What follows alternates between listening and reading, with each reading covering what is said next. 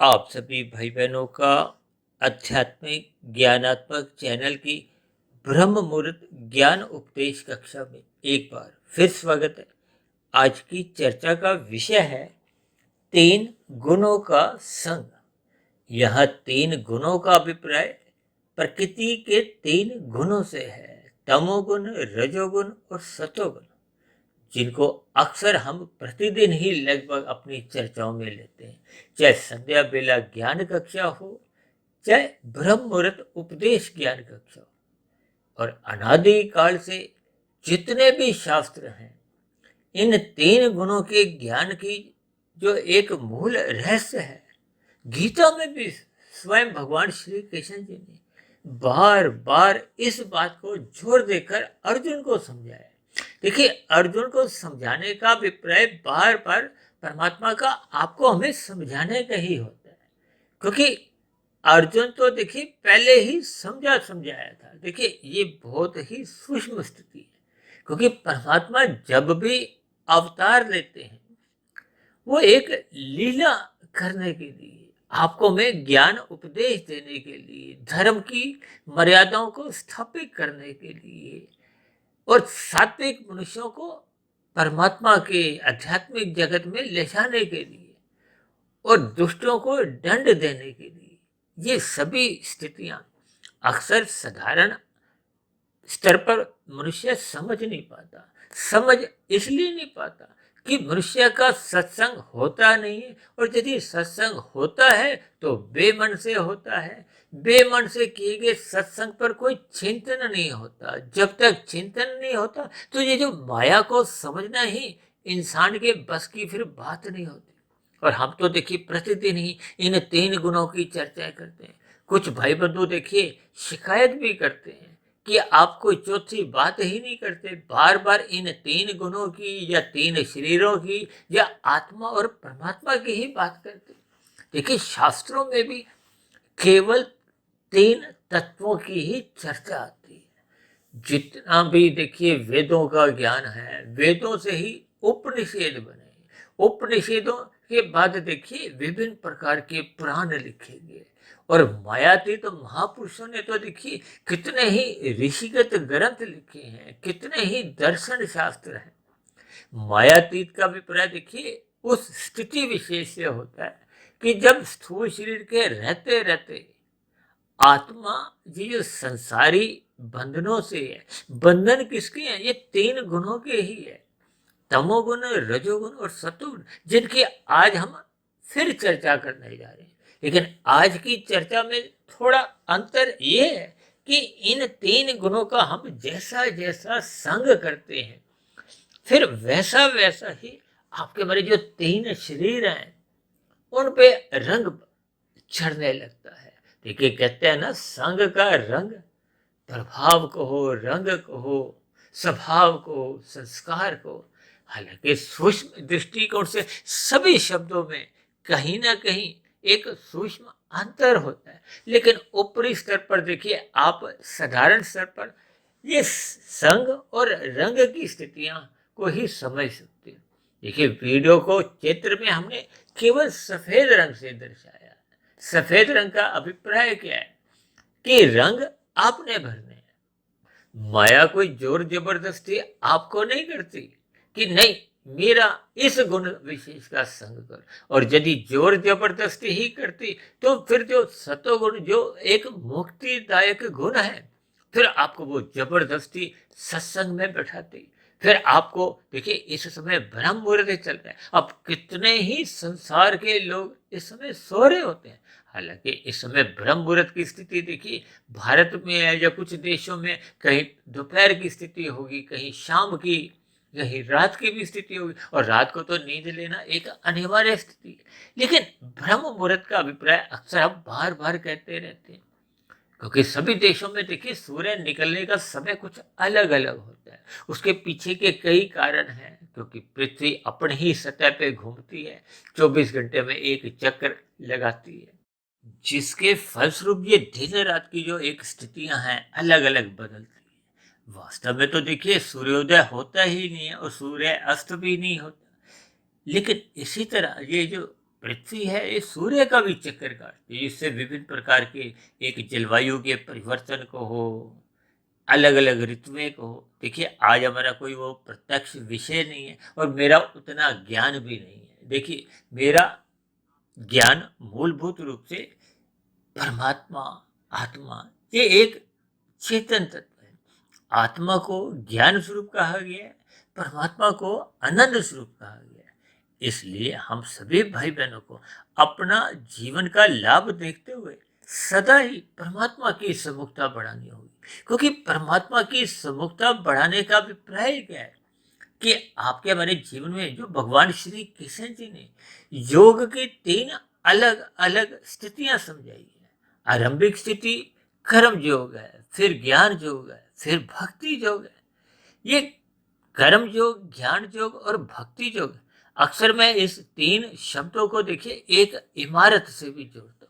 इमारत से इसलिए जोड़ता हूँ क्योंकि वर्तमान समय देखिए विदेशों में ही, पहले तो विदेशों में ही देखिए बहुमंजिला इमारतें बनती थी, अब तो भारत में भी। अब भारत के भी देखिए दिल्ली में, दिल्ली के आसपास के जो एक स्थान है, यानी कि शहरों में भी ये बहुमंजिला इमारतों का अब प्रचलन हो गया, क्योंकि जनसंख्या बढ़ती जा रही है और लोगों को देखिए रहने का कोई बड़े बड़े मकान चाहिए। तो अब ऐसी स्थिति में बहुमंजिला इमारतें बनने लगी।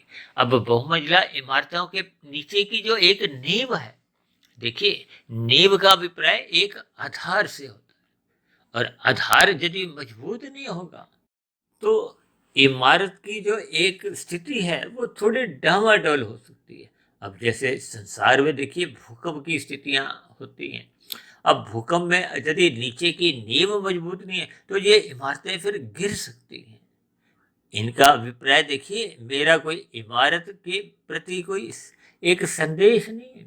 मेरा संदेश तो देखिए योग की स्थितियों से है, यानी कि जब तक आपकी हमारी सात्विक दिनचर्या मजबूत नहीं होती, आपकी जो हमारा जीवन है वो अनुशासित नहीं होता, गुरु की आज्ञा में जब तक हम चलते नहीं हैं, गुरु की बातों को हम अनुकरण नहीं करते, शास्त्रों के अनुसार अपनी दिनचर्या एक व्यवस्थित नहीं रखते, इसलिए तो बार बार कहा जाता है कि इन 3 गुणों में, देखिए इन 3 गुणों की अलग अलग स्थितियां हैं। शास्त्रों में ही कहा गया कि तमोगुण से 10 गुना अच्छा रजोगुण है, रजोगुण से भी 10 गुना अच्छा सतोगुण है, और सतोगुण में भी देखिए एक ब्रह्म मुहूर्त की स्थिति है जो सूर्य निकलने से पूर्व के 2 घंटे 40 मिनट की स्थिति है, जिसको हम बार बार समझाते रहते हैं। और हमारी तो जो प्रतिदिन की जो वीडियो बनती है, चाहे ब्रह्म मुहूर्त ज्ञान उपदेश कक्षा हो, चाहे संध्या बेला ज्ञान कक्षा हो,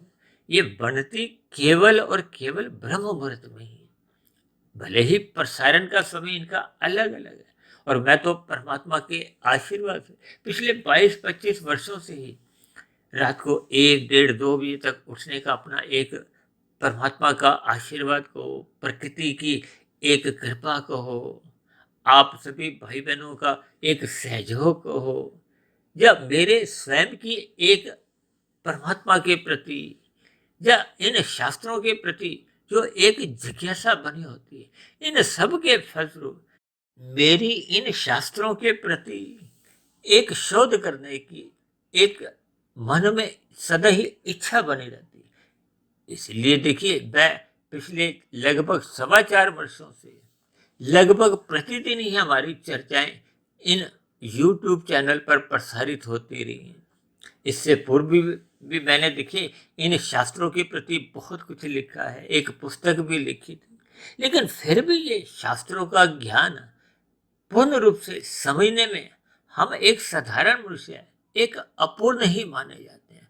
मैं तो देखिए स्वयं की स्थिति अपने आप में अपूर्ण ही समझता हूँ। इसलिए मैं देखिए चर्चा के अंत में अपने आप को आपका एक मित्र ही संबोधित करता हूँ, क्योंकि मैं भी एक मायाबद्ध हुई हूँ, जैसे आप भाई बहन देखिए मायाबद्ध हो।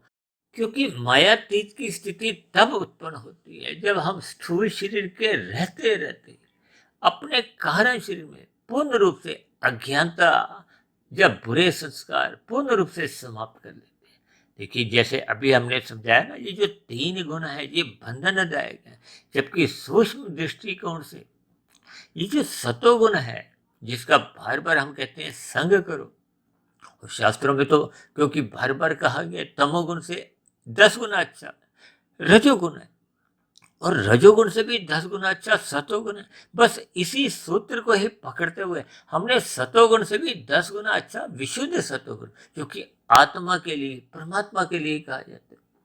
क्योंकि आत्मा और परमात्मा का देखिए एक सजातीय संबंध है। सजातीय संबंध का अभिप्राय, आत्मा तो देखिए ज्ञान स्वरूप है, आनंद स्वरूप, तकनीकी रूप से हम सभी आत्माएं है ही नहीं, जबकि परमात्मा को, भगवान को, ब्रह्म को आनंद स्वरूप कहा गया है। परमात्मा को ही देखिए सच्चिदानंद शब्द से संबोधित किया जाता है। सच्चिदानंद शब्द में ही सभी शास्त्रों का पूर्ण ज्ञान एक शब्द में ही टिका हुआ है। क्योंकि सच्चिदानंद शब्द का जब हम संधि विच्छेद करते हैं तो 3 अलग अलग शब्द छोटे छोटे निकल के आते हैं, सत्य, चित्त, आनंद। अब देखिए आनंद को परमात्मा से जोड़ा जाता है, आत्मा को चित्त से जोड़ा जाता है, जबकि गुणों को नित्य कहा गया, जिसको हम बार बार कहते रहते हैं ये तो हर क्षण बहुत ही परिवर्तनशील है। वास्तव में ये जड़ है, तकनीकी रूप से माया को देखिए जड़ कहा गया। जड़ में अपने आप कभी भी क्रिया नहीं होती। देखिए ये बहुत ही सूक्ष्म कथन है। अक्सर मनुष्य देखिए प्रकृति के साथ परिवर्तनशील शब्द जोड़ता है, हालांकि मोटे अर्थों में तो ये बात 100% सही है। क्योंकि प्रकृति में जो एक ब्रह्म शक्ति है, जो परमात्मा की निर्गुण निराकार एक ब्रह्म शक्ति है। देखिए परमात्मा के अलग अलग स्वरूप हैं, ये माया को जो चलाती है। जैसे माया एक यंत्र है, यंत्र का अभिप्राय प्रकृति के 3 गुणों से है। इन 3 गुणों के देखिए अलग अलग लक्षण हैं। इन लक्षणों को जब मनुष्य समझ जाता है तो फिर जिस गुण विशेष का आपको में अधिक लाभ दिखता है तो उस गुण विशेष का आपका हमें एक विशेष रूप से संग करना चाहिए। संग करने का अभिप्राय उस गुण विशेष के आपको में सम्मुख होना है। इसका अभिप्राय क्या है कि हमें सत्वगुण का अधिक संग करना है। और शास्त्रों में तो कहा गया सत्वगुण की प्रशंसा करो, रजोगुण के प्रति उदासीन रहो। निंदा कहीं भी रजोगुण के प्रति नहीं कहा गया, तमोगुण की एक निंदा कही गई है। लेकिन निंदा शब्द का अभिप्राय केवल एक अनैतिक कार्यों से है, पाप कर्मों से बचने के है। क्योंकि शास्त्रों में देखिए पाप और पुण्य कर्मों की अलग अलग स्थितियां कर्मफल सिद्धांत के अंतर्गत समझाई गई। और सत्वगुण की प्रशंसा किस लिए? ताकि हम सत्वगुण का संग करें। देखिए आज संसार में एक साधारण मनुष्य किसकी प्रशंसा करता है? रजोगुण की। और सत्वगुण की भले ही निंदा तो नहीं करता, क्योंकि थोड़ा सा भय बना रहता है, यानी कि परमात्मा के विरुद्ध नहीं जाते। लेकिन हम सत्वगुण का जब संग नहीं करते, जब बेमन से संग करते, देखिए संसार में जगह जगह सत्संग होते हुए दिखाई देते हैं। ये जो ज्ञान की जितनी भी चर्चाएं हैं, चाहे वो आप पढ़ने से करो, सुनने से करो, इनको जब हम ज्ञान पूर्वक करते हैं तो आपका मेरा जो एक अज्ञानता है वो समाप्त होने लगती है। क्योंकि तकनीकी रूप से तो आप और हम सभी भाई बहन की आत्मा पहले से ही ज्ञान स्वरूप है, तो इसलिए हम कोई नया ज्ञान तो देते नहीं। अब हमने भी परमात्मा के आशीर्वाद से जो 1650 के आसपास जो वीडियो अब तक प्रसारित कर चुके हैं, उनमें भी देखिए कोई नया ज्ञान नहीं है, और शास्त्रों में भी देखिए कोई नया ज्ञान नहीं है। लेकिन फिर भी उन शास्त्रों को बार बार पढ़ते हुए, उस पर शोध करते हुए नए नए आपको में विचार आते हैं, नई नई बातें आपको में सीखने को मिलती है, जिसके फलस्वरूप आपका हमारा ये जो माया है, माया के जो एक संग है, वो एक मर्यादा में रहता है। कहते हैं रजोगुण और तमोगुण ये दोनों गुण बंधनदायक है, और सतोगुण को एक मुक्तिदायक कहा है। कि मुक्तिदायक गुण यदि नहीं होता तो फिर शास्त्रों में इस बात को जोर देकर कहा ही नहीं जाता कि सत्संग करो, सत्संग करो। अक्सर एक साधारण मनुष्य देखिए सत्संग की बात सुनते ही थोड़ा उसका मन का व्यवहार कहो, स्थूल शरीर की प्रतिक्रिया करो, कोई विशेष एक सात्विक सकारात्मक नहीं होती। क्यों? क्योंकि कलयुग का प्रभाव है। कलयुग का अभिप्राय देखिए, ये कलयुग के जो एक लक्षण है, शास्त्रों में तो कहा गया ना, दूध कीड़ा, मदपान, स्त्री संग, हिंसा और स्वर्ण, ये 5 स्थितियां तो देखिए कलयुग की समझाएगी। जब ये महाभारत युद्ध का अंत हुआ, जब भगवान श्री कृष्ण जी इस जगत से, इस संसार से आध्यात्मिक जगत में लौट आए, तो फिर उसके बाद कलयुग की स्थितियां और शास्त्रों से ऐसा संकेत मिलते हैं कि इस कलयुग का जो एक समय है जो अभी बीत चुका है, वो लगभग 5120 22 25 वर्ष ही बीते हैं। जबकि शास्त्रों में तो कलयुग की आयु देखी 4,32,000 वर्ष की है। त्रेता युग की देखिए आयु इससे 3 गुनी है। द्वापर युग की आयु इस कलयुग की आयु से दुगनी है और सतयुग की आयु इससे चौगुनी है। इन 4 युगों का जब एक पूरा चक्र समाप्त होता है उसको चतुर्युग कहा गया। ये चतुर्युग जब एक 71 बार जाता है तो उसको एक मनवंतर कहा गया है। ऐसे 14 मनवंतर जब समाप्त होते हैं तो ये जो सृष्टि का कार्यकाल ये संपूर्ण होता है, समाप्त होता है। देखिए जब हम ये गुणा भाग कैलकुलेटर में लगाएंगे तो आपका बड़ा दिमाग चकरा जाएगा। देखिए परमात्मा के विषयों पर आप जितना गहन चिंतन करोगे तो फिर आपका ये जो माया है, माया के जो जितनी भी रंगीनियां हैं, ये रंगीनियां देखिए रजोगुण के कारण है। संसार के जो 5 भोगे विषय हैं, गंध, रस, रूप, स्पर्श और शब्द, ये 5 भोगे विषयों के कारण ही आपके मेरे स्थूल शरीर का निर्माण होता है। देखिए माता के गर्भ में आपके मेरे जो एक गर्भाकाल की जो एक स्थिति है, उससे पूर्व जो गर्भाधारण की एक स्थिति है, वो सूक्ष्म तत्व जिसको कि भोग विषय गंध, रस, रूप, स्पर्श, शब्द भी कहा गया, इनको देखिए सूक्ष्म भूत भी कहा जाता है। क्योंकि आपका मेरा जो शरीर बना हुआ है वो स्थूल भूतों से, पृथ्वी, जल, अग्नि, वायु, आकाश को, और इन सूक्ष्म भूतों को और स्थूल भूतों को, यानी कि हम सबके ही स्थूल शरीर, ये तामसी कहलाते हैं। इसमें तमोगुण की प्रधानता होती है। देखिए भगवान श्री कृष्ण जी ने तो आपके हमारे शरीरों को, यानी कि मनुष्य योनि के शरीर को एक विशेष महत्व देते हुए इसको रथ कहकर इसका एक महत्ता समझाई है। भगवान श्री कृष्ण जी ने गीता में इस रथ को मद्देनजर रखते हुए अपना जो गीता का ज्ञान उपदेश दिया। इन 3 गुणों के ज्ञान को तो भगवान श्री कृष्ण जी ने ही, ये जो हम बार बार कहते हैं कि तमोगुण, रजोगुण, सतोगुण, क्योंकि इन 3 गुणों के ज्ञान को स्वयं भगवान श्री कृष्ण ही गूढ़तम ज्ञान कहते हैं। अब गूढ़तम ज्ञान जब शब्द बोला गया तो इसका अभिप्राय क्या है कि जब तक मनुष्य इन 3 गुणों के ज्ञान को समझता नहीं है तब तक उसका ये जो माया है, यानी कि प्रकृति के 3 गुण को, इनसे कोई ज्ञान पूर्वक विरज्ञ नहीं होता। देखिए आपके बारे इन 3 गुणों के ही 3 शरीर बने हैं, स्थूल शरीर, सूक्ष्म शरीर और कारण शरीर। देखिए आत्मा और परमात्मा तो एक चेतन सत्ता है, जबकि माया को हो या आपके बारे 3 शरीर को, इनको देखिए जड़ कहा गया है। और ये जो 84 लाख प्रकार की जोनियों का बार बार जिक्र आता है, उन्हीं 84 लाख प्रकार की जोनियों में तो केवल मनुष्य जोनि को ही कर्म जोनि कहा गया है, साधना जोनि कहा गया है।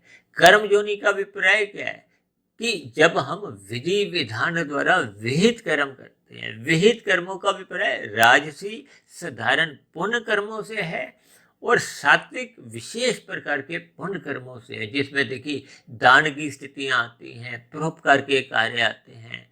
जो हम बार बार कहते रहते हैं कि धर्म का प्रचार करो, धर्म का प्रचार करने का अभिप्राय क्या है कि परमात्मा की कीर्ति गाओ। परमात्मा से कहते हैं ना, कथा कहानियां, व्रत त्योहार, ये कीर्तन, ये हम किस लिए करते हैं? ताकि हम परमात्मा से जुड़े, हम सतोगुण में जाएं। देखिए, मनुष्य सतोगुण में जाता नहीं है। यही एक मूलभूत सब मनुष्यों की एक समस्या है। समस्या को हो या आपके बारे एक अरुचि है।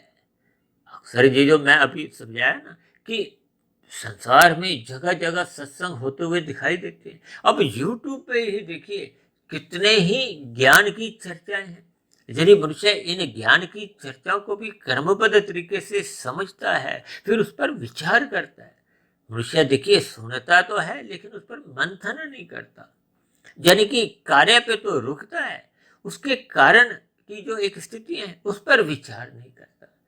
और अक्सर मेरे तो संज्ञान में ऐसा भी समझने में आया कि कितने ही ऐसे मनुष्य हैं, और मेरा अपना एक व्यक्तिगत ऐसा दृष्टिकोण कुछ समझाता है कि लगभग 90% लोगों को अपने कार्यशील का कभी नाम ही नहीं सुना। अब नाम ही नहीं सुना तो फिर उसका कोई एक विशेष ज्ञान ही नहीं होता। देखिए, स्थूल शरीर, सूक्ष्म शरीर, कारण शरीर, आत्मा परमात्मा, ये अलग अलग स्थिति है। हम तो देखिए प्रतिदिन ही क्रमबद्ध तरीके से कहीं ना कहीं इन विषयों को उठाते रहते हैं। मेरे तो यूट्यूब चैनल की जो एक संबोधन की जो एक स्थिति है, उसमें मैंने इन सभी स्थितियों पर अपने कोई विचार रखे। और ये जो हम वीडियो में प्रतिदिन कुछ चर्चाएं करते हैं, आज क्योंकि हमारा वीडियो का नाम ही क्या है, 3 गुणों का संग। संग का अभिप्राय देखिए सम्मुखता से है। जैसे हम देखिए सर्दियों में सूरज के सम्मुख होते हैं, संग करते हैं। किस लिए? क्योंकि सूर्य के ताप से आंखों में थोड़ी जो एक शीत लहर से कुछ राहत मिलती है।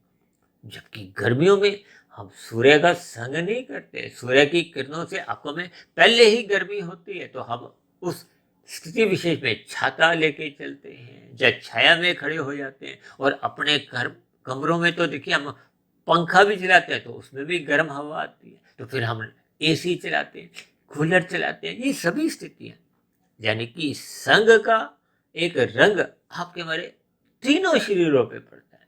देखिए, एक साधारण मनुष्य जब स्थूल शरीर को ही महत्व देता है, तो फिर वो स्थूल शरीर के स्तर पर ही अपने जीवन में इनके लाभ हानि को टटोलता है। टटोलने का अभिप्राय देखिए, अब इस समय भारत में देखिए, क्योंकि मैं मूलभूत रूप से तो देखिए भारत की ही चर्चा करता हूँ, मैं भारत में रहता हूँ, दिल्ली में रहता हूँ। तो ये सभी स्थितियां देखिए, इस समय ब्रह्म मुहूर्त का एक समय चल रहा है। लगभग देखिए 90% से अधिक लोग तो देखिए सोए होते हैं। सोने का अभिप्राय क्या है कि हम रजोगुण में हैं या एक तमोगुण की स्थिति। जबकि तकनीकी रूप से देखिए नींद को एक तामसी वृत्ति कहा गया, क्रिया को रजोगुण से जोड़ा है और सत्वगुण को ज्ञान से जोड़ा जाता है। और प्रकृति में इन 3 गुणों के आने का एक क्रम है। देखिए, मैं प्रतिदिन जो वीडियो में चर्चाएं करता हूँ, इन पर अलग अलग विषयों पर चर्चाएं पहले ही हो चुकी है, लेकिन फिर भी परमात्मा की प्रेरणा से जब जब कोई वीडियो का नया नाम हम रखते हैं, क्योंकि हम तो देखिए प्रतिदिन ही सुबह ब्रह्म मुहूर्त ज्ञान उपदेश कक्षा पे चर्चा करते हैं और शाम को संध्या बेला ज्ञान कक्षा में, शाम की संध्या बेला ज्ञान कक्षा में कुछ हम साधारण विषय भी ले लेते हैं, जो कि आपके हमारी दिनचर्या में विशेष रूप से देखिए एक साधारण मनुष्य का जो व्यवहार चल रहा होता है।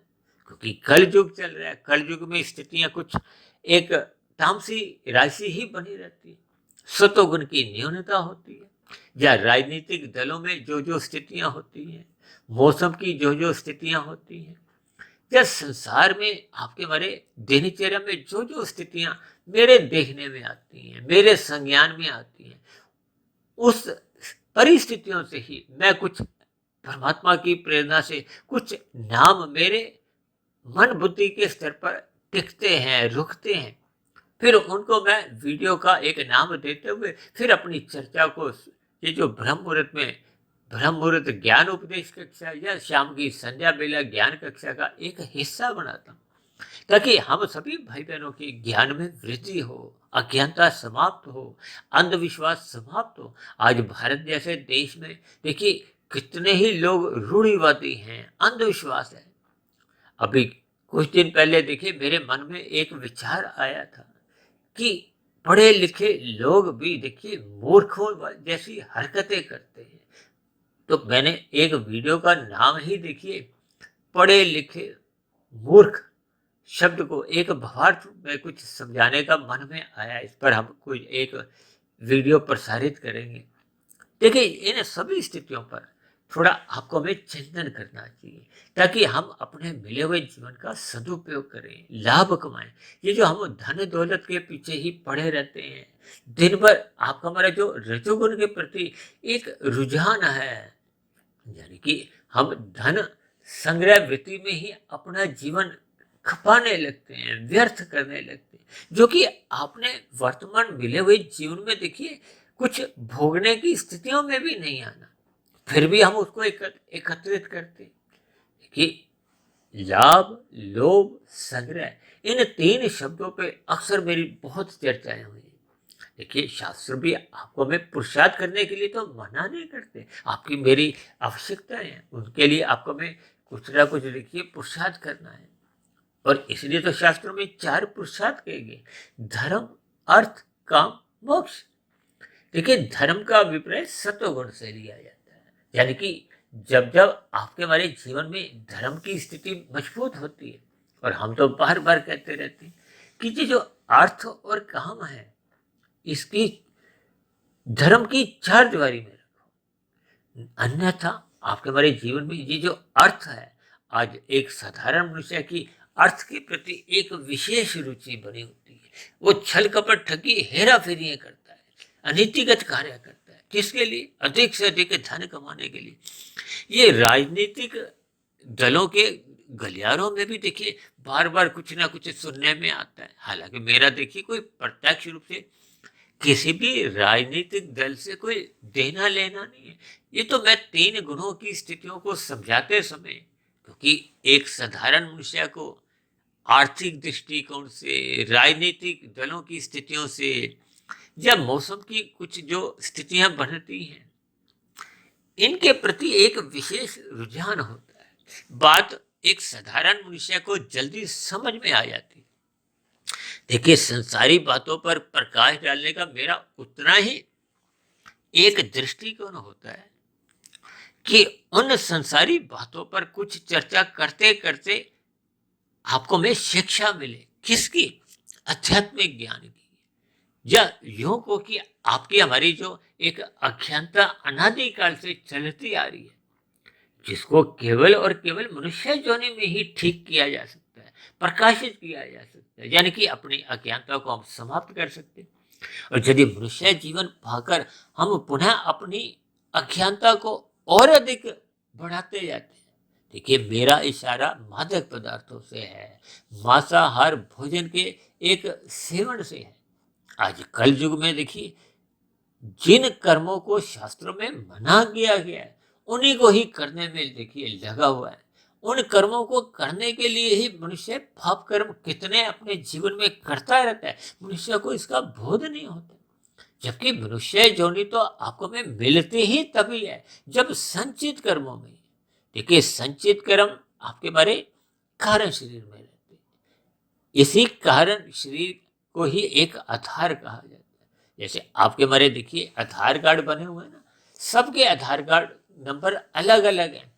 ठीक इसी तरह आपके हमारे देखिए कारण शरीर की स्थितियां भी अलग अलग हैं। अब मरते समय का अभिप्राय, जैसे ही आपके हमारे स्थूल शरीर की मृत्यु होती है, तो ये जो कारण शरीर में जैसी जैसी कर्मों की स्थितियां होती है, देखिए कर्मों के साथ साथ एक संस्कारों की स्थिति है। जबकि शास्त्रों में तो देखिए तकनीकी रूप से कर्माशय को भी देखिए धर्म अधर्म संस्कार से जोड़ा गया। धर्म का अभिप्राय देखिए पुण्य कर्मों से है, अधर्म का अभिप्राय पाप कर्मों से है। शास्त्रों में विधि विधान द्वारा जो कर्म करने की आपको में अनुमति दी गई है, उन कर्मों को विहित कर्म कहा गया। और ये विहित कर्म देखिए दो प्रकार के हैं, राजसी और सात्विक।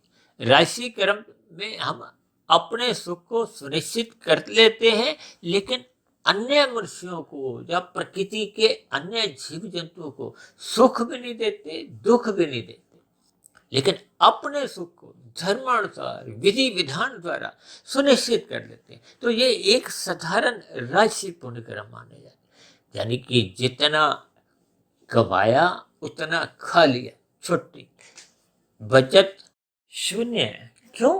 क्योंकि आपने 500 रुपए कमाए, 500 रुपए आपने खा लिए, तो फिर बैंक में तो आपके कुछ भी गए नहीं। देखिए, बचत का अभिप्राय बैंक से इसलिए मैं समझा रहा हूँ क्योंकि लगभग सबके ही हमारे आपके बैंकों में कुछ खाते खुले हुए हैं। ठीक इसी तरह कारण शरीर में आपका हमारा खाता अपने आप ही खुला रहता है। और ये जो कर्मों की जो एक स्थितियां हैं, ये जो हम देखिए खा लेते हैं। अब देखिए, हम जितने भी कर्म करते हैं सबके फल हाथों हाथ तो आते नहीं। देखिए, कर्म भी एक बीज है और बीजों के अलग अलग स्वभाव हैं। अब खेती अब जो हम करते हैं, किसी की फसल देखिए हफ्ते में, किसी की 3 महीने में, किसी की 1 साल में, किसी की 10 साल में। मेरे सुनने में तो ऐसा आया कि इमली का पौधा फल देने में 30-35 वर्ष लगा देते हैं। देखिए, ये सभी स्थितियां आपको में कर्मों से जोड़नी चाहिए। और भगवान श्री कृष्ण जी ने तो कितनी बार इन कर्मों की स्थितियों को एक प्रकाश डाला है कि कई कर्म तो हम ऐसे कर जाते हैं जिनका एक फल मनुष्य योनि में संभव ही नहीं है।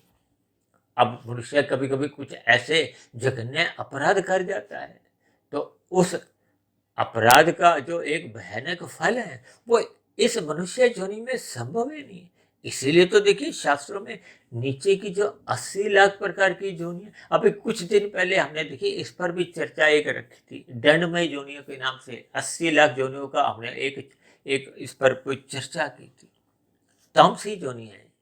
देखिए, बार बार कहा गया ना, तमोगुण से अच्छा रजोगुण है, रजोगुण से अच्छा सतोगुण है। और ये जो मनुष्य योनि है, ये आपकी हमारी देखिए ये राजसी कही है, सतोगुण बढ़ाने का एक अवसर है। ऐसा नहीं है कि सात्विक मनुष्य नहीं है। अब ऐसे कितने ही मनुष्य हैं जिनके देखिए जन्म से ही शुभ संस्कार होते हैं, जो पिछले मनुष्य योनि में साधना में लग गए थे, और जो हम मिले हुए जीवन में साधना आरंभ ही नहीं करते। अभी मैंने कहा ना कि जो आपके हमारी जो एक कर्म योग, ज्ञान योग, भक्ति योग की जो इमारतें हैं, वो किस पर खड़ी होंगी? जब तक आपके हमारी दिनचर्या सात्विक नहीं होती। यानी कि सात्विक नींव मजबूत होनी चाहिए। इसका अभिप्राय क्या है?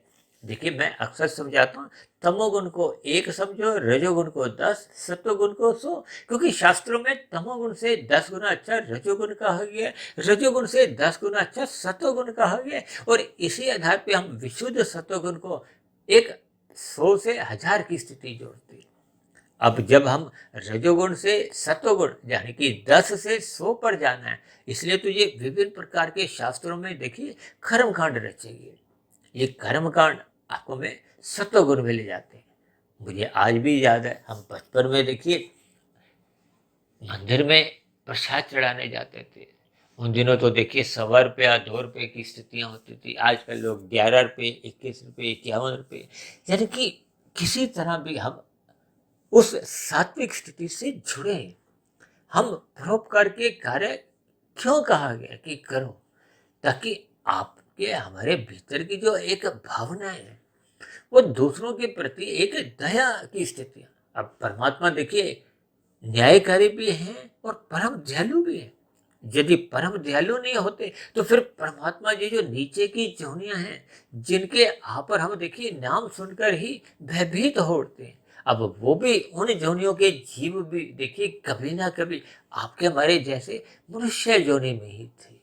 मनुष्य जोनि का अभिप्राय, मनुष्य जोनि में उनका पाप कर्मों का कर्माशय बहुत अधिक भयानक स्थिति पे पहुंच गया था। भयानक शब्द मैं इसलिए कह रहा हूँ, देखिए यदि पाप कर्मों का कर्माशय 90% है, पुण्य कर्मों का कर्माशय मात्र 10% है, तो फिर बहुत ही नीचे की जोनियों में फिर जन्म लेने को प्रकृति बाध्य कर देती है।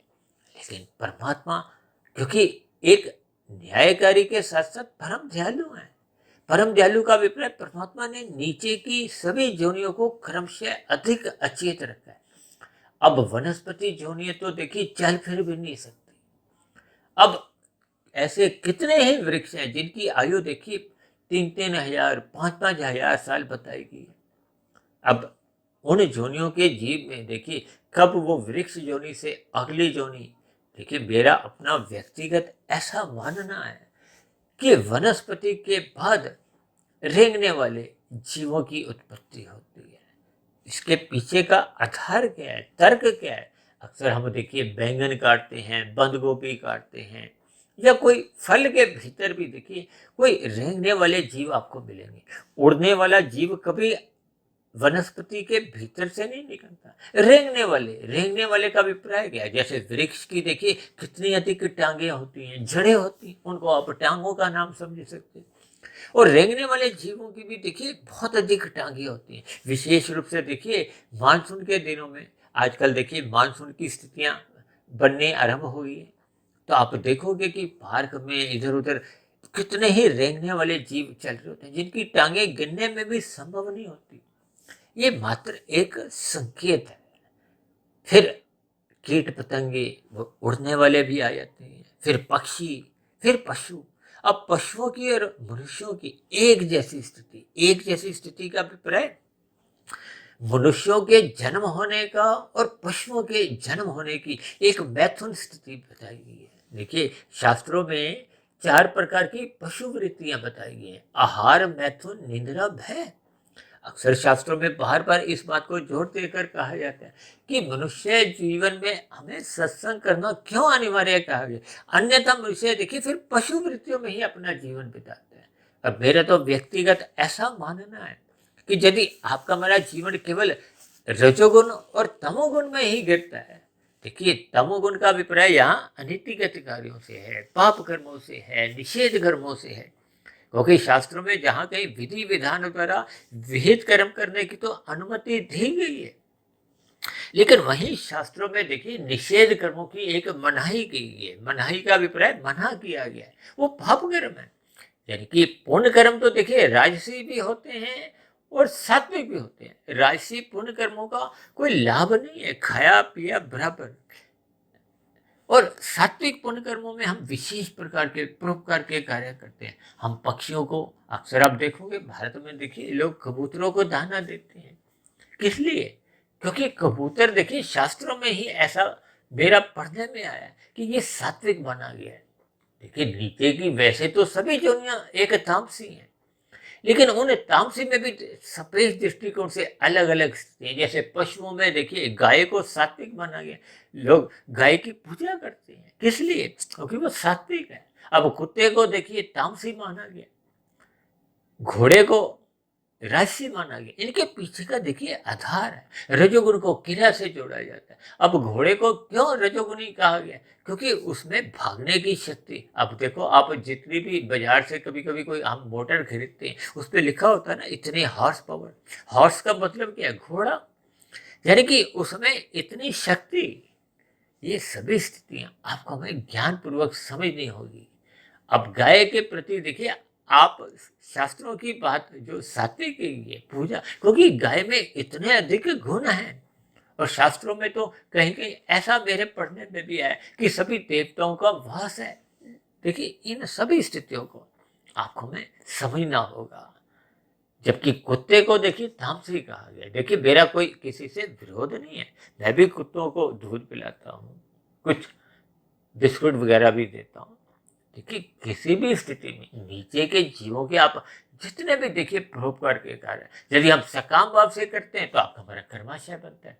और यदि हम निष्काम भाव से करते हैं, जिसका भगवान श्री कृष्ण जी ने गीता में कहा है कि कर्म योग में स्थित हो, इन कर्मों से जुड़ो मत। जुड़ने का अभिप्राय सकामता से है। और जब हम इनके फल पाने ही नहीं चाहते तो फिर वो निष्कामता आरंभ होती है। निष्काम कर्मों का ही दूसरा एक तकनीकी नाम देखिए कर्म योग है। कर्म योग से अगली स्थिति ज्ञान योग की है, और ज्ञान योग से अगली स्थिति भक्ति योग की है। यही एक 3 इमारतें हैं। ये तीन इमारतें तो देखिए तभी आरंभ होती है ना जब आपकी हमारी सात्विक स्थिति मजबूत होती है। ब्रह्म मुहूर्त में उठने का आपका हमारा एक स्वभाव बढ़ जाता है।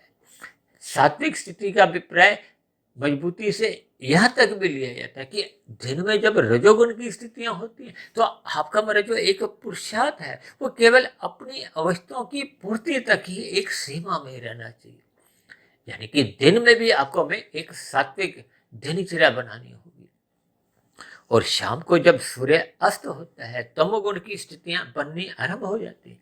अब ऐसे कितने ही मनुष्य हैं जो दिन में देखिए बहुत मेहनत करते हैं, पुरुषार्थ करते हैं। शास्त्रों में भी देखिए कोई पुरुषार्थ करने की कहीं भी कोई मनाही नहीं है, कोई निंदा नहीं है।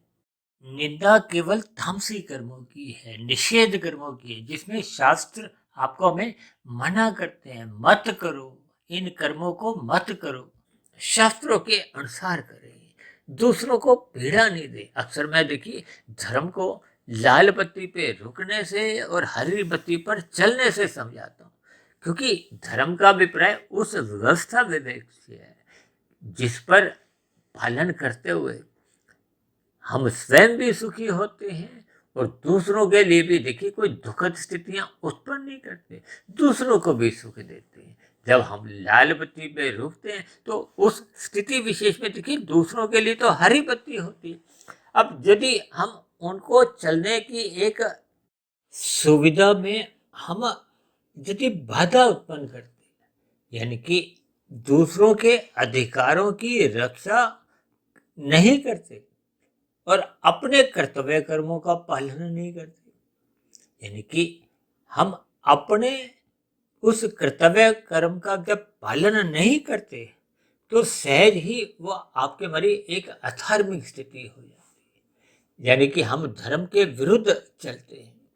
देखिए धर्म का अभिप्राय मानवता से है, इंसानियत से है। कुछ दिन पहले हमने इंसानियत शब्द पर भी एक चर्चा की थी कि सबसे बड़ा धर्म ही इंसानियत है। जब मनुष्य में मानवता समाप्त हो जाती, इसीलिए तो कहा गया कि पशु वृत्तियों से ऊंचा उठो, और ऊंचा उठने के लिए ही सत्संग करना एक अनिवार्य स्थिति है। सत्संग का अभिप्राय सतोगुण के संग से ही है। जब तक मनुष्य सत्संग नहीं करता तो मेरे एक व्यक्तिगत दृष्टिकोण से हम मानव कहलाने योग्य ही नहीं है, मनुष्य कहलाने लायक ही नहीं रहते। तब ऐसी स्थिति विशेष में देखिए आपके हमारी फिर साधना तो आरंभ ही नहीं होती। देखिए बार बार कहा गया ना तमोगुण की निंदा करो। इसका अभिप्राय क्या है कि यदि आप प्रकृति के फलों को भोगना चाहते हो तो उसके लिए आप पुरुषार्थ करो। पुरुषार्थ का अभिप्राय देखिए अर्थ और काम से है। ये धर्म की मर्यादा में, यानी कि चार दीवारी में रहना चाहिए। और ये जो मोक्ष की स्थिति है, जब मनुष्य धर्म का पालन करते हुए अपनी सात्विक स्थिति मजबूत ही नहीं करता तो फिर ऐसी स्थिति विशेष में वो जो एक निष्काम कर्म की जो एक स्थिति है वो तो उत्पन्न ही नहीं होती। क्योंकि जब मनुष्य छीनता है तो वो तमोगुण में गिर जाता है। जब मनुष्य धर्मपूर्वक कर्म करता है और स्वयं ही खाता है उसमें उसकी कोई बचत नहीं होती। जब हम मेहनत करते हैं धर्मानुसार, फल कमाते हैं, पहले दूसरों को हम एक परोपकार के कार्यों में लगाते हैं, फिर स्वयं खाते हैं, तो ये सात्विक कर्म है। जैसे जैसे आपका हमारा ज्ञान का स्तर बढ़ने लगता है, क्योंकि ज्ञान का स्तर बढ़ने का अभिप्राय क्या है कि ये जो जितने भी विषय भोग हैं, अक्सर बार बार ऐसा माना जाता है कि हम सभी भाई बहनों की सुख भोगने की एक प्रवृत्ति होती है। ये आत्मा का स्वभाव है। सुख भोगने में आपको हमें एक लाभ दिखता है और दुख आते ही हम वहां से छुटकारा चाहते हैं, निवृत्ति, क्योंकि दुखों में आपको हमें हानि होती है, पीड़ा होती है। ये प्रवृत्ति और निवृत्ति में ही आपका हमारा जीवन बीतता है। लेकिन आपका हमारा ये जो लाभ हानि की जो सही सही स्थिति है वो आपको हमें भली भांति तब तक ज्ञात नहीं होती जब तक हम सत्संग नहीं। अब एक साधारण मनुष्य को देखिए राशि विषय भोग, गंध, रस, रूप, स्पर्श और शब्द, इन विषय भोगों को आपके हमारे जो स्थूल शरीर की ज्ञानेंद्रिय नाक, जिह्वा, आंख, त्वचा, कान, ये बार बार भोगना चाहती है। ये भोगने के लिए ही मनुष्य ये जो हाथ पैर वाणी लिंग गुदा से कर्म करता है, ये 5 कर्मेंद्रिय हैं। लेकिन इन विषय भोगों को भोगते भोगते जब मनुष्य उब जाता है, थक जाता है, तो फिर वो रुकता है। क्योंकि एक विषय भोग आरंभिक स्थितियों में आपको में सुख देता है। अक्सर मैं उदाहरण ये रसगुल्ले का देता हूँ कि पहला रसगुल्ला आपको अच्छा लगता है, जबकि रसगुल्ला स्वयं चलकर आपके मुंह में नहीं जाता। हम अपना हाथ बढ़ाते हैं, रसगुल्ला उठाते हैं और फिर उसको मुंह में डालते हैं, उसका रस पूर्वक एक रस लेते हैं, अच्छा लगता है, स्वाद आता है, तो फिर दूसरा भी हम लेते हैं, लेकिन दूसरे में स्वाद उतना नहीं आता। यही तो एक भौतिक पदार्थों की एक स्थिति है कि आरंभ में वो सुख देती है, फिर वो क्रमशः सुख घटता जाता है, फिर घटते घटते वो दुख देने लगता है। आप स्वयं इस पर अनुभव करो, तीसरा रसगुल्ला खाओ, उतना सुख नहीं देता जो दूसरा देता है। अब चौथा पांचवें की फिर इच्छा ही नहीं रहती। क्यों नहीं इच्छा रहती? क्योंकि वो चौथा पांचवा रसगुल्ला उसको असहज स्थिति में डालता है, या यूं कहो कि चौथा पांचवा छठा खाने की उसकी इच्छा नहीं होती। क्यों इच्छा नहीं होती? क्योंकि अब वो चौथा पांचवा छठा रसगुल्ला वो उसको हानि देता है, रस नहीं देता। पेट खराब होने की स्थिति कहो, किसी भी शब्दों से। इसी तरह देखिए, शेष अन्य जितने भी सुख है, चाहे वो रूप का हो, आप किसी हिल स्टेशन पे पहाड़ी इलाके पे जाते हो, चाहे आप स्विट्जरलैंड जाते हो, 1 महीना 2 महीने 4 महीने फिर हम लौट के आते हैं। ठीक इसी तरह स्पर्श का सुख है। देखिए, इन सभी सुखों को आपको हमें ज्ञान पूर्वक इस पर चिंतन करना चाहिए। आप किसी भी सुख को पकड़ नहीं सकते, होल्ड नहीं कर सकते। आप रसगुल्ले को भी अपने जीवा पे रोक नहीं सकते। अंतोगत पर या तो आपको अंदर निकलना होता है या फिर बाहर रखना होता है। देखिए, इनके बहुत ही सूक्ष्म अर्थ हैं।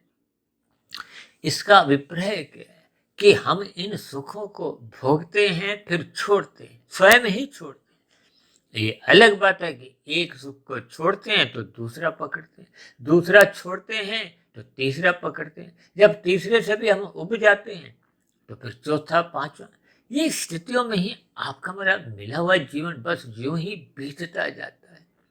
ये भोगने की प्रवृत्ति, सुख लेने की प्रवृत्ति समाप्त नहीं होती। जबकि दूसरी ओर आपका मेरा जो एक स्थूल शरीर की स्थिति है, देखिए सूक्ष्म शरीर 5 भोग्य विषयों का, 5 ज्ञानेंद्रियों का, 5 कर्मेंद्रियों का और एक मन बुद्धि का, एक 17 तत्व का एक शरीर माना जाता है। इसकी मृत्यु नहीं होती।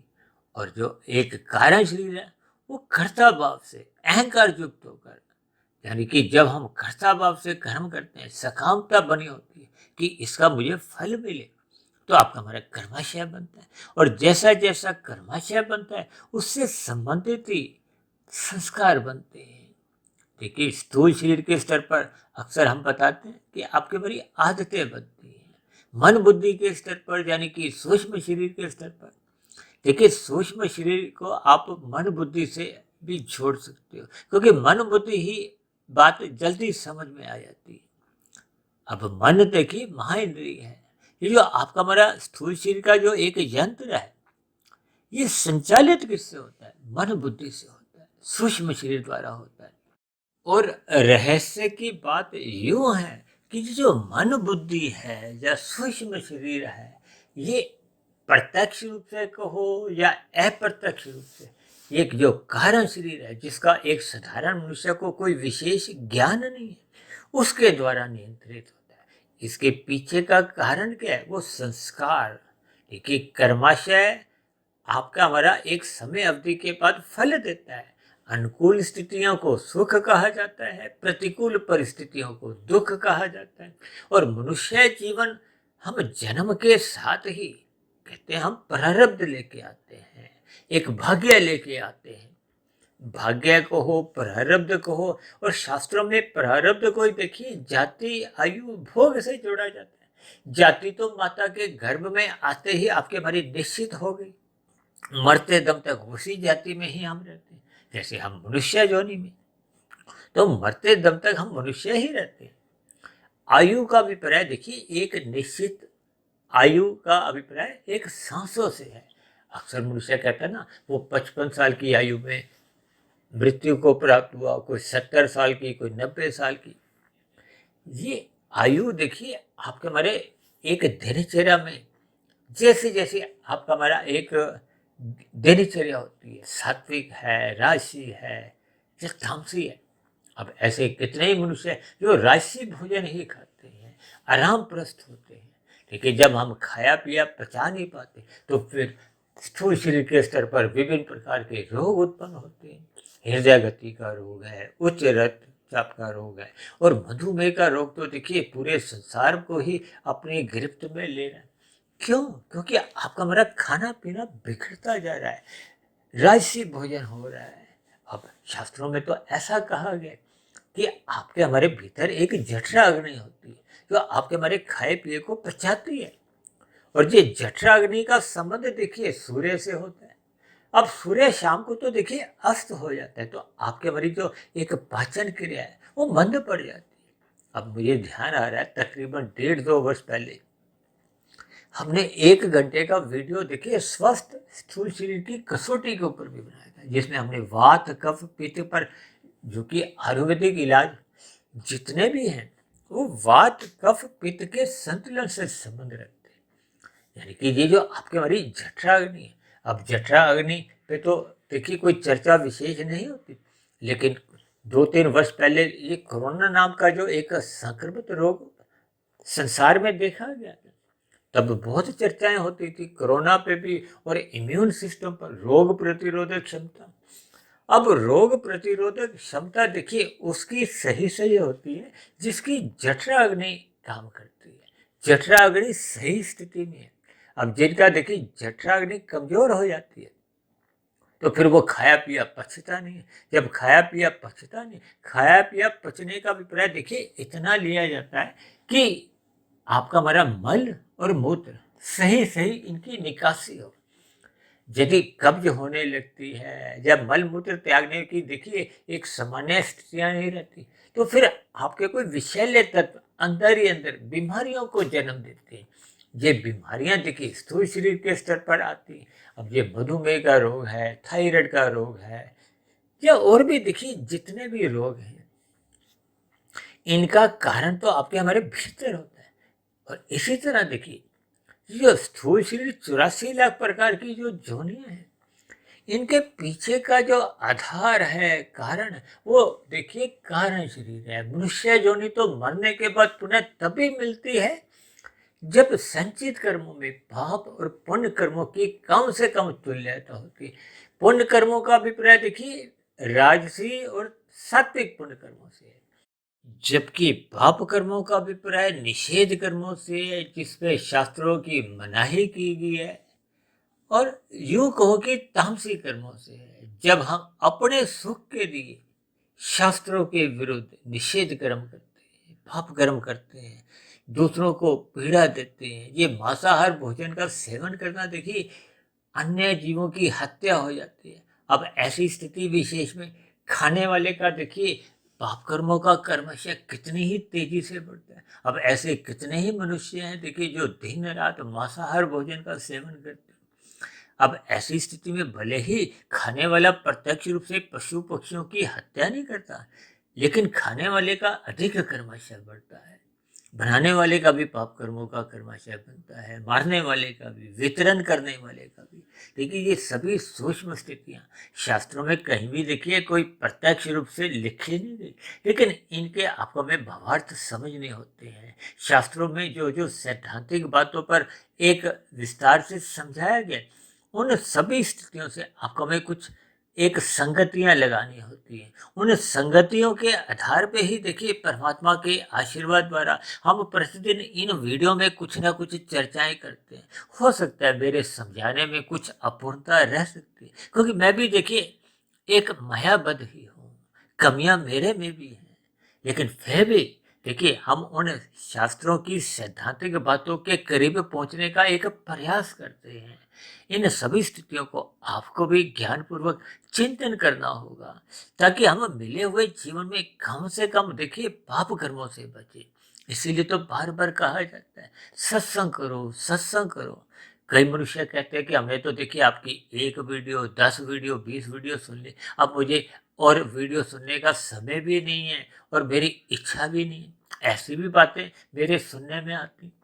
लेकिन आपका हमारे देखिए ज्ञान की स्थितियां कमजोर होती हैं। जैसे हम अपना घर बंद करके जाते हैं, आप 1 महीने बाद आओ तो आपका हमारे बंद कमरे में भी देखिए कहीं ना कहीं कूड़ा करकट कुछ ना कहीं एक गंदगी आ जाती है। इसका कारण क्या है? देखिए, सतोगुण के बाद कौन सा गुण आता है? रजोगुण आता है। रजोगुण का अभिप्राय ये क्रियाओं से है। अभी देखिए, ये ब्रह्म मुहूर्त की स्थितियां खत्म होगी तो फिर ये सतोगुण कमजोर होने लगते हैं। कमजोर होने का अभिप्राय फिर आपके हमारी भागदौड़ शुरू हुई थी। भागदौड़ का अभिप्राय रजोगुण से है, संसारी गतिविधियों से। हम अपने अपने काम धंधों में लगने लगते हैं तो फिर ये सतोगुण में की गई बातें थोड़ी थोड़ी कमजोर होने लगती हैं। और दिन में जो मनुष्य का देखिए रजोगुण अधिक बिगड़ जाता है। बिगड़ने का अभिप्राय क्या है? ये जो हमने कहा था ना भी लाभ लोभ संग्रह की स्थिति, देखिए आप लाभ के लिए काम करते हैं तो उसमें शास्त्रों में भी कोई मना नहीं है, लोभ के लिए भी कहीं मना नहीं। लेकिन लोभ के आते ही कब ये लोभ बिगड़ जाता है, अक्सर मैं शब्दों द्वारा भी समझाता हूँ कि लाभ और लोभ में देखिए शब्द में भी एक मात्रा का ही अंतर है। ये मात्रा का भी अभिप्राय देखिए आप क्वांटिटी से लिख तो यानी कि जब हम अधिक धन कमाते हैं, अक्सर मैं एक उदाहरण बार बार देता रहता हूँ, 2 के 4 बनाते हैं हम। देखिए 2 के 4 बनाना एक सामान्य स्थिति है। जब हम 4 के 40 बनाते हैं तो थोड़ी स्थिति बिगड़ने लगती है। 40 के फिर हम 4,000 बनाते हैं, 4 लाख, 4 करोड़, अरब खरब। ये स्थितियां क्या है? देखिए लाभ से लोभ, लोभ से संग्रह वृत्ति दिखती है। और मैं लोभ को देखिए एक चोर से और संग्रह को मैं एक राक्षस से इसलिए जोड़ता हूँ ताकि इनके भावार्थ आपको मैं समझ में आ जाए।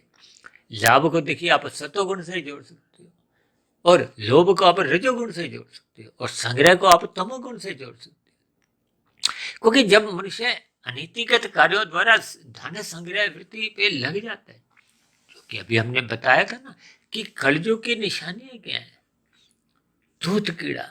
धूत कीड़ा का अभिप्राय छल कपट ठगी हेरा फेरी। आज कितने मनुष्य देखिए अपनी बुद्धि को सात्विक न रखते हुए राजसी फिर तामसी बना लेते हैं, छल कपट ठगी हेरा फेरियों के। आज जो डिजिटल अपराध होते हुए आप दिखाई आपके संज्ञान में भी आए होंगे कि कितने लोग एक दूसरे के बैंकों के खाते खाली कर देते हैं। तो ये तामसी बुद्धि के कारण उनका पाप कर्मों का कर्मशः बहुत अधिक तेजी से बढ़ता है। ये निषेध कर्म है। जब हम छोटी मोटी चलाकियां भी करते हैं, हेरा फेरियां भी करते हैं, ये सभी देखिए तामसी वृत्ति है। ये आपका हमारा पाप कर्मों का क्रमशः बढ़ाती है। तभी तो कहा गया है, ये मद्यपान, दूध कीड़ा, मद्यपान, स्त्री संग, हिंसा। स्त्री संग का अभिप्राय देखिए अनीतिगत संबंधों से होता है। अब इसलिए तो शास्त्रों में देखिए विवाह का एक विधिवत एक संस्कार है। और ये विधिवत ना होते हुए जिसको आजकल देखिए बहुत चर्चाएं होती है ना, ये रिलेशनशिप, जिसको भारत के सर्वोच्च न्यायालय ने भी कुछ देखिए इस पर अपनी टिप्पणियां दी हैं। मेरा हालांकि देखिए ये कोई विषय नहीं है, अब बात निकली तो इसलिए स्त्री संघ हो या पुरुष संघ, यानी कि अनीतिगत संबंध जो होते हैं जिनको समाज कहो या आपके हमारे जो एक शास्त्र अनुमति नहीं देते। देखिए कोई अदालत अनुमति दे वो एक अलग स्थिति है, लेकिन शास्त्रों की जो जो स्थितियां हैं उसी के अनुसार ही आपके हमारी जन्म मरण की स्थितियां या भाग्य की जो एक स्थितियां बनती हैं। अभी हमने बताया ना, हम भाग्य लेके आते हैं। भाग्य में जाति आयु, आयु का भी प्रयोग देखिए आपका हमारे जब सात्विक खाना होता है तो हम पूरी आयु जीते हैं। और कुछ लोग देखिए जो साधना करते हैं योग की स्थिति में वो अपनी आयु को और बढ़ा लेते हैं, क्योंकि आप और हम एक निश्चित सांसें लेके आते हैं। सांसों का अब हम एक यदि राशि भोजन करते हैं, अब कितने मनुष्य देखिए तामसी भोजन करते हैं। हाय तौबा करते हैं, नीतिगत कार्य करते हैं। अब भय से भी आपकी हमारी आयु घटती है। अब कोई भी मनुष्य जब छल कपट ठगी हेरा फेरियां करता है तो वो भय में जीता है। देखिए कोई चोर डाकू आतंकवादी भले ही पाप कर्म भी करते हैं, अपनी आयु भी घटाते हैं, क्योंकि उनकी भय में आयु सांसें तेज चलती है। जब सांस तेज चलती है तो फिर आपकी हमारी जो एक निश्चित आयु होती है, हम तो सांसें लेके आए, वो जल्दी समाप्त हो जाती है। और दूसरी बात, ये जो भोग का अभिप्राय अनुकूल और प्रतिकूल परिस्थितियों से है। अनुकूल परिस्थितियों को सुख समझते हो और प्रतिकूल परिस्थितियों को देखिए एक दुखद स्थितियों से जोड़ा जाता है। अब जो प्रारब्ध में हम लेके आए, इसका मतलब क्या है कि जो पहले हमने मनुष्य जोनी में कर्म किए थे वो भी पके नहीं थे, अब वो पक गए हैं। कभी कभी आप देखोगे ना कि हम 100 रुपए की मेहनत करते हैं, फल आता है 300 रुपये। तो जो 200 रुपये का जो अतिरिक्त फल है वो पहले मनुष्य जोनि में किए गए पुण्य कर्मों का परिणाम है। और कभी कभी कोई मनुष्य देखिए 700 रुपये की मेहनत करता है, फल आता है 50 रुपये। अब जो 650 रुपये का घाटा हो गया, तो जो हानि 650 की हुई है वो पहले के किए गए पाप कर्मों का परिणाम है। इन सभी स्थितियों पर आपको में ज्ञान पूर्वक चिंतन करना होता है, ताकि आपके हमारे व्यवहार में ये कम से कम जो कर्माशय की स्थितियां बिगड़ने ना पाए। क्योंकि कर्माशय जब बिगड़ जाता है, देखिए कर्माशय बिगड़ने के साथ साथ संस्कार भी बिगड़ते हैं। अभी कुछ देर पहले मैंने आपको बताया था ना, ये जो जोनियों का क्रम है, ये प्रकृति अपने आप ही आपका हमारा विकास करती है। यह विकास का अभिप्राय क्या है कि नीचे की जीवनों में जैसे जैसे वो पाप कर्मों का क्षय होता है, तो फिर वो पाप कर्म घटते घटते, अब जैसे मैंने एक उदाहरण दिया था ना, 90% पाप कर्म है, 10% ही पुण्य कर्म है। तो लाखों करोड़ों अरबों जितने भी जन्म नीचे की जोनियों से वो पाप कर्म घटते घटते, जब वो घट घट के 90 से 80, 70, 65, 50, 40, 30, 20, 10 पे आ जाएंगे तो फिर पुनः मनुष्य जोनी मिल जाती। लेकिन मनुष्य जोनी मिल तो गई, लेकिन वो जो 90% पाप कर्मों के जो बुरे संस्कार बने थे, वो संस्कार फिर नीचे की जोनियों में समाप्त नहीं होते, क्योंकि ये संस्कार कहो, ये मनुष्य जोनी में ही बनते हैं और बिगड़ते हैं। बनते कब हैं, यानी कि शुभ संस्कार कब बनते हैं, जब हम सत्वगुण का संग करते हैं, ब्रह्म मुहूर्त में उठते हैं, साधना करते हैं, परमात्मा का ध्यान लगाते हैं, यानी कि सत्वगुण में रहने की अपने दिनचर्या बनाते हैं और विशुद्ध सत्वगुण यानी कि परमात्मा को पाने का आपका हमारा लक्ष्य बन जाता है। ये सत्वगुण का संग है। और यदि हम रजोगुण का संग करते हैं तो फिर रजोगुण का संग तो देखिए कोई आपके बारे कोई उन्नति नहीं होती। और जब मनुष्य तमोगुण का संग करता है तो पाप कर्मों का कर्माशय भी बनता है और बुरे संस्कार भी बनते हैं। यानी कि नीचे की जोनियों में केवल पाप कर्मों का नाश होता है, संस्कारों की स्थिति यथास्थिति बनी रहती है। और कभी कभी हम अपनी चर्चाओं में कहते हैं ना कि कलयुग में जन्म लेने वाली अधिकांश आत्माएं पापात्मा होती हैं। इसका अभिप्राय इतना ही लिया जाना चाहिए कि नीचे की जोनियों से विकास करते करते जब मनुष्य जोनी मिल जाती है, भले ही सबके देखिए प्रारब्ध अलग अलग होते हैं। प्रारब्ध का अभिप्राय बताया था ना, जाति आयु भोग की ये सबकी अलग अलग स्थितियां होती हैं। कोई झुकी झोंपड़ी में किसी का जन्म हुआ है, किसी का महलों में, किसी राजा महाराजा के यहाँ।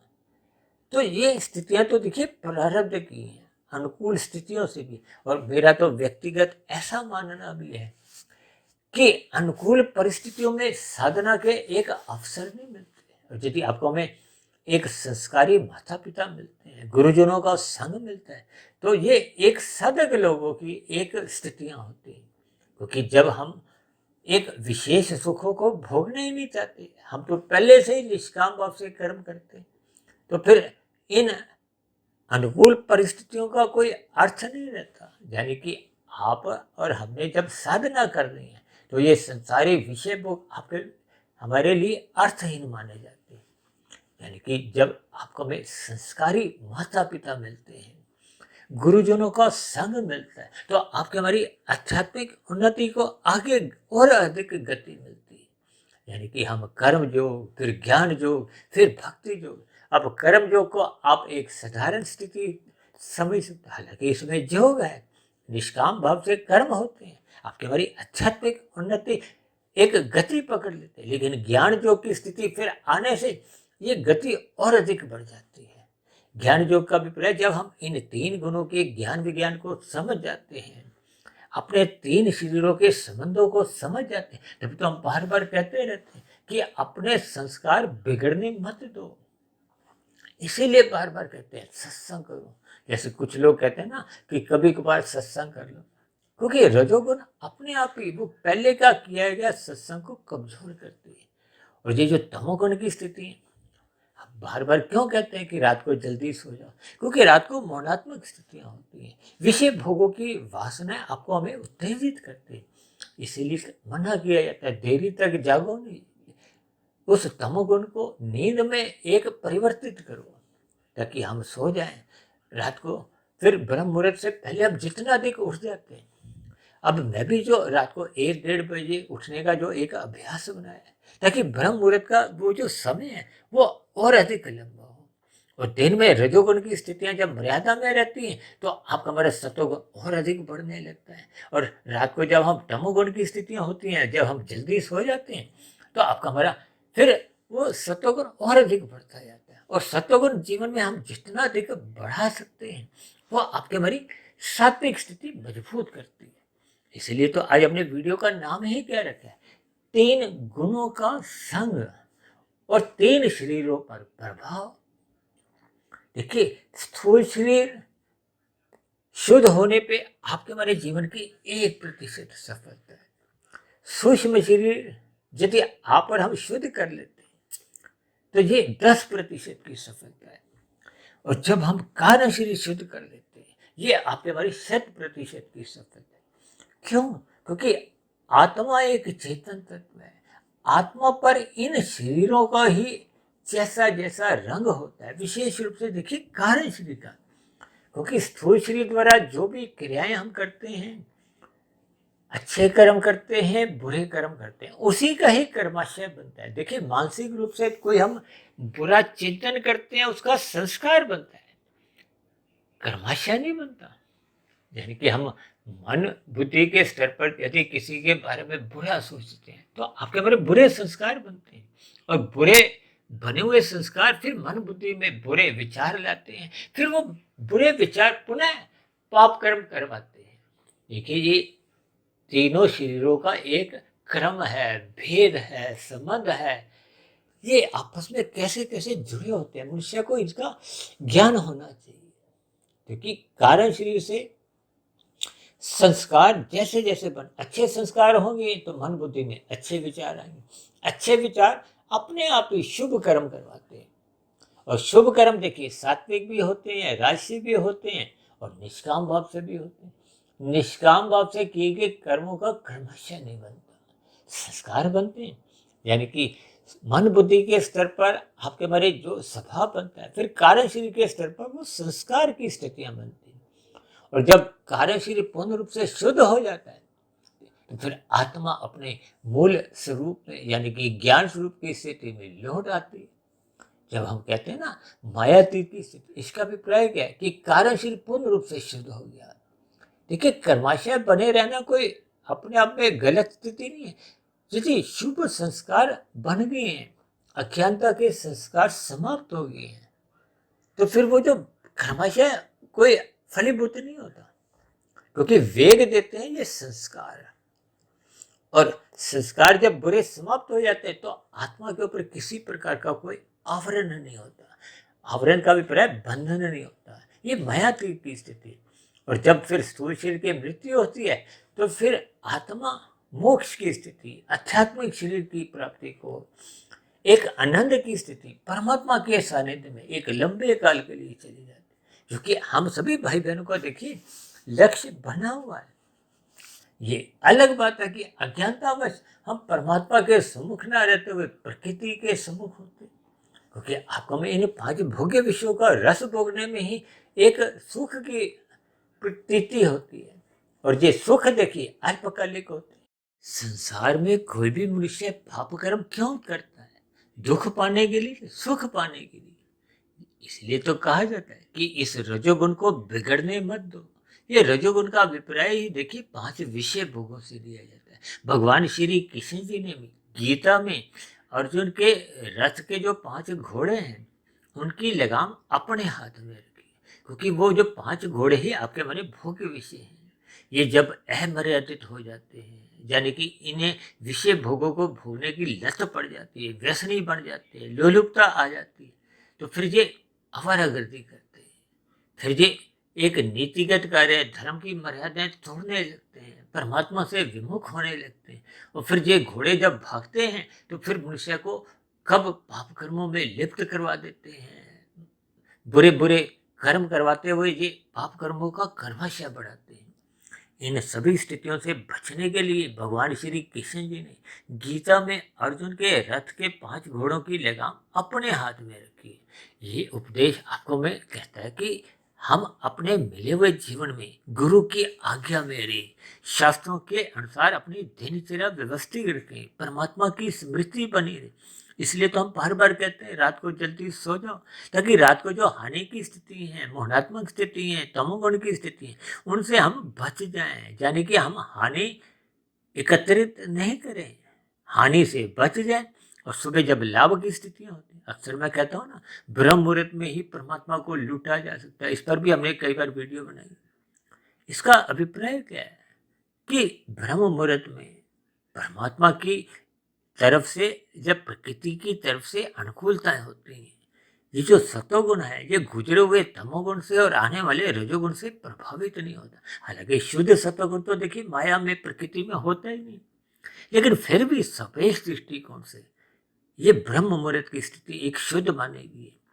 इस ब्रह्म मुहूर्त की स्थिति को आप जितना अधिक संग करते हो, अब मैं जल्दी उठने का मेरा अभिप्राय इतना ही होता है कि मैं इस ब्रह्म मुहूर्त के समय को 2 घंटे 40 मिनट की स्थिति न रखकर 5 घंटे, 6 घंटे, 7 घंटे बन जाए। देखिए सोने के बाद जब हम उठते हैं तो वो सतोगुण की स्थिति होती है। अब जो लोग जागे होते हैं उनके लिए तो वो देखिए वो 2 बजे 3 बजे की स्थिति वो तमोगुण की होती है। लेकिन मैं अक्सर बार बार ऐसी बात भी कह देता हूँ कि देखिए जब हम सोते हैं तो वो तमोगुण की स्थिति होती है। इसलिए हम कहते हैं ना, अपनी नींद को भी मर्यादा में रखो, 4-5-6 घंटे से अधिक बढ़ने मत दो। और मैं तो 6-8 घंटे की नींद को राजसी कहता हूँ, 8-10 घंटे की नींद को तामसी कहता हूँ। कुछ लोग देखिए उठने के बाद भी बिस्तर पर पड़े रहते हैं प्रमादवश, चाहे अखबार पढ़ो, चाहे चाय पियो, चाहे मोबाइल के गतिविधियों पर आप संलग्न हो, वो एक प्रमाद की स्थिति है, वो भी सोने में ही मानी जाती है। देखिए ये सभी बातें प्रत्यक्ष रूप से कहीं भी शास्त्रों में नहीं लिखी गई, लेकिन ये सभी शास्त्रों को पढ़ते हुए, सैद्धांतिक बातों पर अध्ययन करते हुए, शोध की स्थितियों पर जाते हुए, ये सभी स्थितियाँ ये मेरे मन की एक सूत्र रूप में बन गई है, जिन पर मैं प्रतिदिन देखिए चर्चाएं करता हूँ। अक्सर मैं तमोगुण को 1 का सिक्का, रजोगुण को 10 का सिक्का, सत्वगुण को 100 का नोट और विशुद्ध सत्वगुण परमात्मा को 1000 की स्थिति, फिर 1000 का नोट बंद हो गया तो मैंने 2000 की स्थिति से जोड़ा, और अब तो देखिए 2000 का नोट भी बंद हो गया। लेकिन ये एक सूत्र रूप में आपको मैं अपने मन में अपनी स्थिति को झांकना होगा, लाभ कमाना होगा। लाभ क्या है? हम जन्म मरण के बंधन से मुक्ति पा परमात्मा को पा जाए, क्योंकि वो अनंत स्वरूप सत्य है। आनंद में देखिए क्षण भर के लिए भी, लेश भर भी दुखद स्थितियां नहीं होती, जबकि भगवान श्री कृष्ण जी ने तो बार बार कहा है कि जगत तो दुखालय है। और मैं तो इस दुखालय शब्द को और अधिक गहरे तल पर कहता हूँ कि यहाँ दुख बने ही रहते हैं, यानी कि बड़े दुखों के बाद जब छोटे दुख आते हैं, उन छोटे दुखों में ही आपको में थोड़ी सुखद महसूस होता है, सुख की एक अनुभूति होने लगती है। और मैं तो अक्सर यहाँ भी कहता हूँ कि आपके हमारे जीवन में देखिए सुख तो घंटों के हिसाब से आते हैं, दिनों के हिसाब से आते हैं, जबकि महीनों से, सालों के हिसाब से तो दुख बने रहते हैं। देखिए ये सभी स्थितियाँ, ये शब्द कहो, वाक्य कहो, आपको में शास्त्रों से जोड़ने का काम करते हैं और संसार से, संसारी विषय भोगों से एक ज्ञानपूर्वक वैराग्य करते हैं। ये सभी वैराग्य जब आपका हमारा कर्मबद्ध तरीके से होने लगता है, शास्त्रों में भी तो विभिन्न प्रकार के कर्म कांड इसीलिए बताए गए हैं। ये कथा, कहानियां, व्रत, त्योहार, जप, तप, ये जब हम कर्मबद्ध तरीके से करते हैं, ज्ञानपूर्वक करते हैं, तो आपका हमारा सतोगुण मजबूत होता है। परमात्मा के प्रति आपकी हमारी आध्यात्मिक यात्रा आरंभ होने लगती है।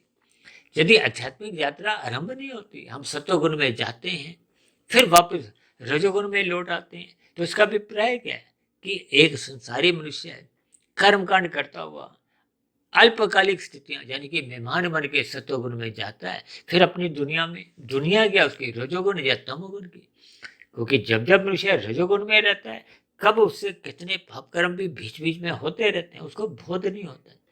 अक्सर हम पुण्य कर्म देखिए 1, 2, 10, 20 करते हैं, जबकि पाप कर्म देखिए सैकड़ों में होने लगते हैं, क्योंकि ये गुणात्मक रूप में देखिए जब आपके हमारे किए गए कोई पाप कर्म का अन्य मनुष्यों पर, प्रकृति के अन्य जीवों पर प्रभाव पड़ता है। ये बहुत ही सूक्ष्म स्थितियां होती हैं। ये हमने अलग अलग वीडियो में इन पर विस्तार से चर्चाएं की हैं। एक हमने चर्चा की थी ना, मनुष्य के मरने के बाद का अगला जन्म, वो लगभग 3 घंटे की वीडियो थी। वैसे तो आज की वीडियो भी देखिए कुछ अधिक लंबी हुई है, क्योंकि ये 3 गुणों की जो एक स्थितियां हैं, जिनका आपके मेरे 3 शरीरों पे प्रभाव पड़ता है। अक्सर कारण शरीर को हम कोई विशेष महत्व नहीं देते, जबकि विशेष महत्व आपका हमारा ये कारण शरीर ही है। ये आपका जैसे मोबाइल में सिम कार्ड होता है, वैसे ही आपका हमारे देखिए ये कारण शरीर एक सिम कार्ड के समान है। सिम कार्ड में हम जैसी जैसी जानकारियां रखते हैं, वही आपके हमारे अगली जोनी का निर्धारण करती है। तो इन सभी स्थितियों पर आप चिंतन करो, यथासंभव अपने मिले हुए जीवन में आध्यात्मिक उन्नति को आप अधिक महत्व दो, यानी कि ब्रह्म मुहूर्त में उठने का आपका हमारा संस्कार बन जाए, स्वभाव बन जाए, ताकि आध्यात्मिक उन्नति के दरवाजे खुलते जाए। आपके हमारी आध्यात्मिक उन्नति देखिए मरने के बाद भी सुरक्षित बनी रहती है। पुनः आपको हमें मनुष्य जोने की ही प्राप्ति होती है, संस्कारी माता पिता मिलते हैं, गुरुजनों का संग मिलता है, यानी कि आध्यात्मिक उन्नति मरने के बाद भी सुरक्षित बनी रहती है। और उस स्थिति विशेष से हम आगे की आध्यात्मिक यात्रा करते करते जब पूर्ण स्थिति में पहुंच जाते हैं, तो फिर हम मायातीत हो जाते हैं, जन्म मरण के बंधन से मुक्ति पा आध्यात्मिक शरीर की प्राप्ति कर लेते हैं। और यदि हम सत्संग नहीं करते, तो फिर आपका हमारा एक धुंधली स्थिति रहती है। धुंधले ज्ञान में देखिए आपको हमें एक बड़े भविष्य का कहो या किए गए कर्मों का भविष्य में क्या फल आएगा, क्योंकि कर्म फल सिद्धांत में देखिए कर्म पहले है फल बाद में, ये साथ साथ जुड़े हुए हैं। और योग में देखिए हम निष्काम भाव से कर्म करते हैं, तो कर्म योग बन जाता है, यानी कि फल हट जाता है, माया हट जाती है, योग यानी परमात्मा से हम जुड़ जाते हैं। और यदि हम तामसी कर्म करते हैं, देखिए सत्संग के अभाव में अज्ञानता पूर्वक जब हम संसार को ही सही गलत तरीकों से पाने की इच्छा करते हैं, तो कब कब मनुष्य पाप कर्म कर जाता है और अपना कर्माशय बिगाड़ लेता है, तो फिर ये नीचे की अधोगति की स्थितियां बनती हैं। देखिए मैंने आज की वीडियो में परमात्मा की प्रेरणा से जैसे जैसे कुछ विचार मेरे मन में आते गए, मैंने उनको वीडियो का एक उसमें एक सही सही उसका एक क्रम बनाया। फिर भी मेरे देखिए बताने में, समझाने में कई कमियां रह जाती हैं। इन सभी स्थितियों पर आप भी चिंतन करो। फिर भी चर्चा संबंधित आपके मन में कोई प्रश्न उठ रहा हो, कोई मेरी कही गई बातों पर आपको कोई आपत्ति हो, शिकायत हो, तो नीचे दिए गए कमेंट्स बॉक्स पर आपके प्रश्नों का, सुझावों का और आपकी यथाकथित शिकायतों का सदा ही स्वागत है। तो आप चर्चा विशेष को यहीं विश्राम देते हैं। शाम को फिर मिलते हैं संध्या बेला ज्ञान कक्षा में। तब तक आप अपने आध्यात्मिक मित्र सुधीर भाटिया फकीर को इजाजत दें। आप सभी भाई बहनों की सात्विक दिनचर्या मजबूत हो, हम सत्वगुण का अधिक से अधिक संग करते हुए अपनी सात्विक स्थिति मजबूत करें और साधना की स्थिति की ओर अग्रसर हों, तो ऐसी सभी शुभ स्थितियां आपके जीवन में भी बनने लगें। इन्हीं शुभकामनाओं के साथ चर्चा विशेष को अब यहीं विश्राम देते हैं। इस चर्चा विशेष को ध्यानपूर्वक सुनने के लिए आप सभी भाई बहनों का भी बहुत बहुत धन्यवाद।